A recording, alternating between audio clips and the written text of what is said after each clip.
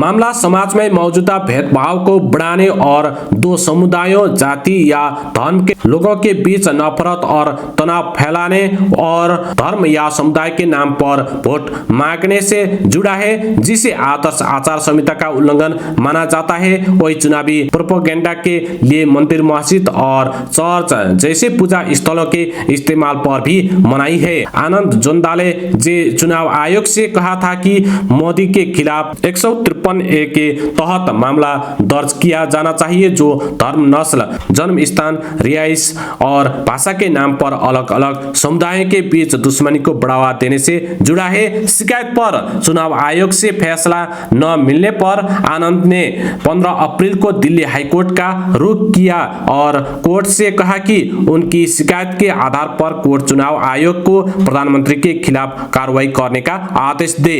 अखबार लिखता है कि उसे पता चला है कि चुनाव आयोग ने इस मामले से जुड़े अपनी जांच में इसे आचार संहिता का उल्लंघन नहीं माना है और फैसला किया है कि पीलीभीत की रैली में मोदी केवल अपनी सरकार की उपलब्धियां गिनवा रहे थे।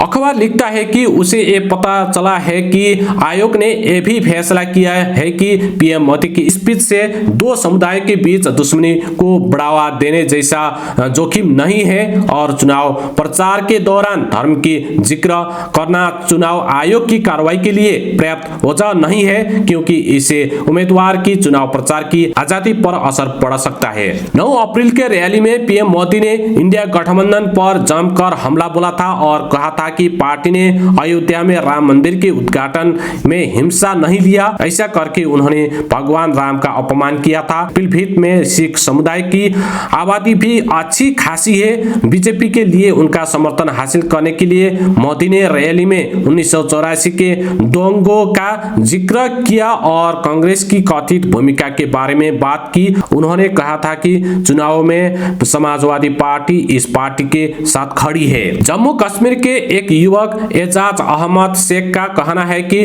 रूस में काम कर रहे उनके भाई के बारे में जानकारी पाने के लिए जब उन्होंने भारतीय दूतावास से संपर्क किया तो उन्हें रूसी अधिकारियों से संपर्क करने को कहा गया। द हिंदू में छपी एक रिपोर्ट के अनुसार एजाज का कहना है कि 4 महीने पहले 27 साल के उनके भाई जहूर अहमद खान को बतौर हेल्पर रूसी सेना में काम मिला था, लेकिन बीते दिनों उन्हें जबरन रूस यूक्रेन के बीच चल रही लड़ाई में झोंक दिया गया और युद्ध के मैदान में भेज दिया गया। उनके बारे में और जानकारी के लिए जब उन्होंने मॉस्को स्थित रूसी दूतावास से संपर्क किया तो उनसे कहा गया कि इसके लिए वो रूसी अधिकारियों के पास जाएं। अखबार लिखता है कि बीते साल 31 दिसंबर को आखिरी बार एजाज ने जहूर अहमद के साथ बात की थी।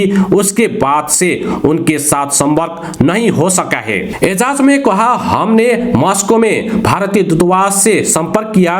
कुछ दिन पहले उन्हें रूस के सरकारी अधिकारियों के फोन नंबर और ईमेल आईडी भेजे। इनमें से कुछ नंबर रक्षा मंत्रालय के हैं और वो हमारे फोन का जवाब नहीं दे रहे हैं। एजाज के बड़े भाई Mukhtiyar Sheikh border security force BSF के में काम करते थे और साल 1999 में विद्रोहियों के साथ एक मुठभेड़ में उनकी मौत हो गई थी। विदेश मामलों के मंत्रालय के सूत्रों के हवाले से अखबार ने लिखा है कि जहूर के साथ दूतावास का सीधा संपर्क नहीं है, लेकिन वो रूसी अधिकारियों से एक अधिकारी ने कहा इस मामले को केवल विदेश मंत्रालय नहीं देख रहा है, बल्कि रक्षा मंत्रालय और सिक्योरिटी काउंसिल भी इस मामले पर नजर रखे हुए है। जब तक ये पता नहीं चल जाता कि व्यक्ति कहां पर है और उसकी रिहाई सुनिश्चित नहीं हो जाती, दूतावास इस मामले पर काम करता रहेगा।